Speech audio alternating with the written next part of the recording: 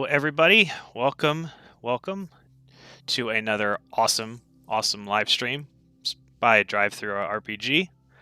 This is, of course, the live stream for Designing DriveThrus, episode or stream number 2, where we will be going over the product page. I, of course, am your lovely and humble host, Ben AK. I am the product designer and manager over at DriveThruRPG and One Bookshelf. And so to kind of quickly go over what we're doing today, the point of the show, if this is the first time you're sort of jumping into these, the goal of these live streams, as we are redesigning the DriveThruRPG and One Bookshelf marketplaces, we wanted to kind of be really transparent about what we're doing. We wanted to show you sort of what we felt were problems with the legacy platform, some of the most egregious issues with it, and then go into the new design and discuss the changes, why we're doing some things, sort of show off sort of where we've landed with at least like a first iteration, and those sorts of things. I want to welcome everyone that is watching. I don't have a number count, so I have no idea. It could be 1,000 of you, could be 1. That's okay. Either way, everyone here, I hope you enjoy the things we're going to talk about today. Meredith should be poking around the chat from One Bookshelf as well, so feel free to, throughout the stream, throw any questions you guys have into chat. If she can't answer right away, or if they're explicitly about design, she will collect those for me, and then at the end of the show, I will go ahead and kind of start going through those and answer any questions I can, or things that popped up as I'm running through the design, talking about some of those things. Quick preface, of course, this design is not, I would say, in flux, but of course, a few things may change as we do approach a sort of a final release, a beta phase, if you will. So what you see today might not be exactly what is released. It's going to be very, very close, if not final. So without further ado, let's go ahead and jump into the legacy design and sort of kind of go through sort of at first what were the major problems, things I personally didn't like when discussing with some customers and things that like that nature. So for starters, when we arrive at the product page, taking a look here, of course, there's just a ton going on. Over here we have the silver bar with all of just this dump of information, as well as we still have the browsing stuff on the side. So just in general, there's just a ton of noise going on. There's a lot of text thrown on the screen, and it's just similar to the issues that we had on the homepage that we talked about in the previous episode. And it just creates a lot of things for me or for anyone to focus on when we first get to this page. And really what we want to do when we're here is highlight the product. I mean, that's why we're here. I'm here to look at what we know, whatever this is. That's all I care about at this point. I've made my conscious decision when either browsing or explicitly choosing to come look for this product. And with that being the case, we really want to trim the necessary fat to make sure that happens properly. So, of course,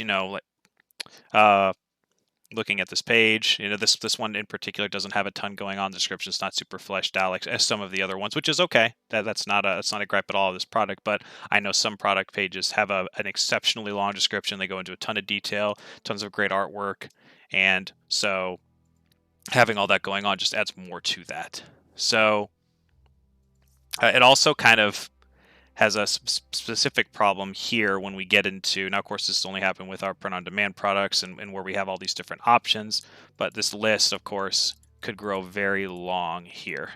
And that just starts to become, again, a lot more for a user to figure out when you're looking at buying decisions. Oh, do I want this or do I want that?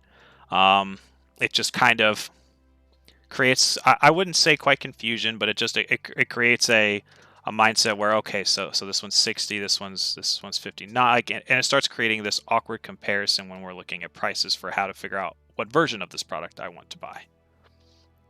And our goal with the new redesign is to help make that simpler for the user. Another thing that we don't like right now is this: we have these two previews, and when we looked at a lot of the data, more times than not, people preferred the full-size preview. I know that the quick preview has that neat little book-turning animation, and while we love that, if people are more inclined to look at a full-size preview and really kind of get to the nitty-gritty of the book and see what they're getting, then we need to make sure that we cater to that. So that's one change that you might see as well once we get over to the redesign. But just in general, I don't want to go through each element on the legacy page because I could draw that conversation out for a long time, sort of reiterating the conversations we've been having for months on this. So with that being the case, I've outlined a lot of the major grievances with this, so let's go ahead and hop over to the redesign. And that's not it. That is the index page. Here we go. All right, so this is the new product page, which, well, of course, when we announced the redesign, this was the first page that we allowed everybody to see. You know, this is really because this is the point. This is what we want people to be here to do. We want it to be easy for you to come here and enjoy looking at a title or a product that you came here to buy. That's the whole purpose of this. And so the first thing you'll see when you come here is like we trimmed a lot of that cruft, and as discussed in the previous episode, a lot of the browsing, a lot of the search functionality is still nice and tucked away up in that dark bar at the top. So you're not losing that. It's just we've really taken to isolating that to one place. The next thing that we're doing, kind of working our way down the page, is you can see we have a new breadcrumb bar.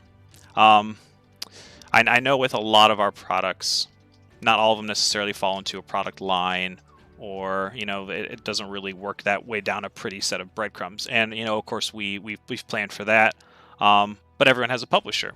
So if anything, at least we'll have a publisher and then to the product. So that breadcrumb will at least always fall back to the publisher as a worst case scenario. So now moving down to the meat of the page, of course the thumbnail art for the books is now much bigger. This reiterates sort of a very similar feeling I wanted on the index page, the home page, where we wanted the titles and the beautiful artwork to really speak for itself. We have some absolutely stunning pieces on the site, some cover arts for stories, and I really want those to be shown off when they're there. So now that's much louder. It's a really eye-catching piece now on the page, so you'll see that. Of course, now you'll see here we've moved to just the singular preview like I was discussing before. Clicking that will then open the full page. So we're more than likely going to be getting rid of the quick preview. Like I said, data just showed that most people weren't using it anyway, so we figured just make it easier and give people one nice, very obvious preview button to go sort of dig into the book that they're looking at. We'll start with the left side here as we work our way down. So the one thing we're wanting to add is these preview images. So similar to Amazon, where you have the multiple images to be able to go through the gallery and see. So if that's product description art, if that's just additional art of whatever illustrations you have in your piece that you really wanted to be able to highlight with your title, you'll be able to do that now. From a publisher's perspective, and from a customer's, you'll be able to get to see more of the artwork in the title that you're purchasing. So just a few nice visuals to be able to notice that, as well as making it really easy to add the publisher to your favorites or even the rule system to your favorites. We have those here as well. But now we'll move down to the middle section. This is where all the information dump starts to begin. So of course we have our title. We have the rating for the title currently, how many ratings that title has had, and then just a little quick badge that shows you the rule system just to make that easier. I know rule systems are exceptionally important, and we want to make sure that that is very easy to find when you arrive at the products page. Now the biggest though, of course, is am I buying the PDF print edition or PDF versus the print edition, what have you? And obviously from here, it's very different from what we have now, and so we'll get into that. So of course we have these big clickable tiles here, and right now we have the digital edition selected. But and the book over here on the right has a range specified. So now this is currently just a prototype, so it's not going to be as absurdly interactive as a live version would be. So I'll explain when there's interactive pieces that will be there that are not currently in our prototypes. So by clicking this though, now I have selected the book option. As you can see now, it is completely expanded, and it now allows me to build the book that I want. Of course, with a lot of our print titles, a lot of people will choose black and white versus color versus hardcover, premium colors. It starts to create a lot of options, and then that list just starts to build out and become more and more difficult, and then that creates an awkward reading through of all of those different versions and starting to compare and contrast. And so we wanted to make that easier. And so now what's going to happen is as you go through each sort of specifying factor of the book, so what type of edition it is, what type of the interior versus colors, and of course any other decisions that you can make with the book will be in their own categories as well accordingly. But essentially it lays out for the customer exactly what's going to change as they're building out their book, and then this number at the top will update as they're picking those options. So if I arrived at this book, just by clicking it, this price would just change to the lowest because I have all the default options chosen. But then I can see with nice, not overwhelming detail, oh, if I want to switch to the hardcover, I can switch to that. And then this price would adjust and just go up to $34.99. And I could see that price build up. And the nice thing is it makes it a much more comforting decision for me as the consumer to know, oh, I would like color versus black and white. It's only going to be $6 more. I can do that. Versus sometimes it becomes a little daunting for me to immediately jump and see a larger price, going from black and white being like 54 versus this other one, which is, it makes it more understandable to me. Why is that more? Okay, it's specifically the color. The color is what's increasing the printing prices. And of course that will do that for everything. And then the one thing that's not changing, of course, in this prototype is the other options will show you the reduction. At least we're thinking right now anyway. It will show you, oh, if I go back to black and white, it will lower the cost of my book. And another nice thing we really wanted to do is if there are bundles available, which currently if there are, we would do the book plus bundle, book plus PDF for each of those versions. It starts to, just like I said, that list grows very awkward in length. And by having just a nice click option here at the bottom, we tell you exactly what adding the PDF is going to cost, just like switching the options for the book. And then when you click that, it tells you that you've bundled it. And then, of course, the title up here would say book plus PDF, and then this price would again adjust accordingly. And it makes the buying of a book product and sort of building what you want custom-wise plus that bundle really easy. And I would argue fun, because who doesn't love playing with options and the little triggers and stuff here and there. So that's for buying a book.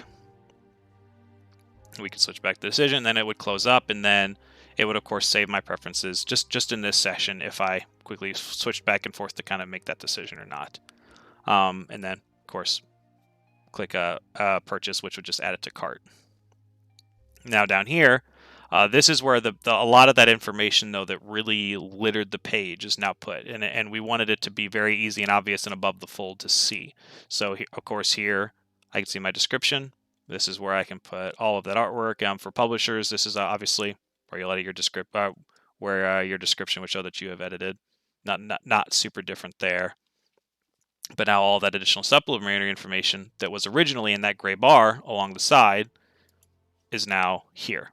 And it just is a nice clean table, letting you, if I want to go straight to the publisher, being able to click specific authors or artists.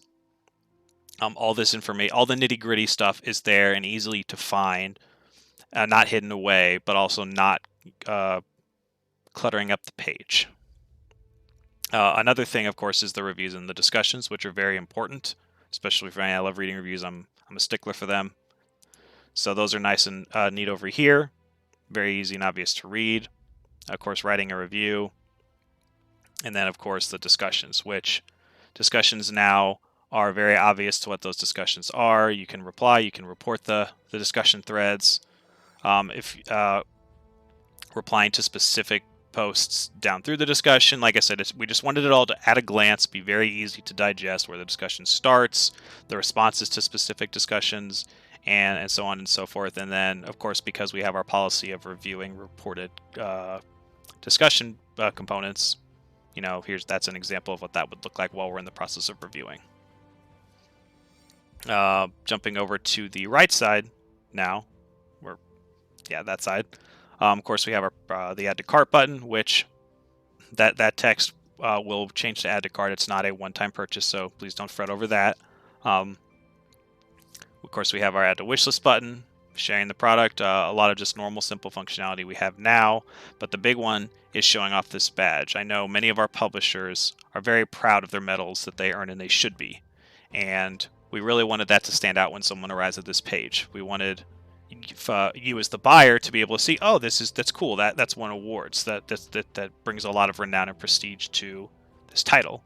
Versus, from the publisher's perspective, you want to show off what you've earned from all your hard work.